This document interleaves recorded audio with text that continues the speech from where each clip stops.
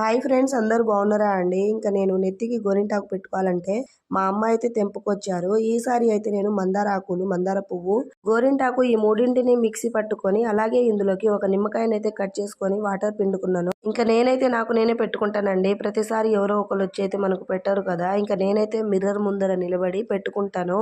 Hair మొత్తానికి పట్టే విధంగా అయితే అప్లై చేసుకున్నాను. ఈసారి అయితే గోరింటాకు చాలా ఎక్కువైపోయిందండి. చాలా ఒత్తుగా అయితే పెట్టుకున్నాను. నాకైతే గోరింటాకు అంటే చాలా ఇష్టం అండి. ఇంకా ఒక 6 మంత్స్ నుంచి వైట్ హెయిర్ అయితే ఎక్కువైపోతుంది. ఒక హాఫ్ అన్ అవర్ తర్వాత హెడ్ బాత్ చేసుకుంటే చాలండి. హెయిర్ అయితే చాలా బాగుంటుంది, అలాగే సిల్కీగా ఉంటుంది. నేను హెడ్ బాత్ చేసుకున్న తర్వాత నా హెయిర్ అయితే చూడండి ఎంత సిల్కీగా ఉందో. బిఫోర్ కి ఆఫ్టర్ కి చాలా తేడా అయితే ఉంది కదండి.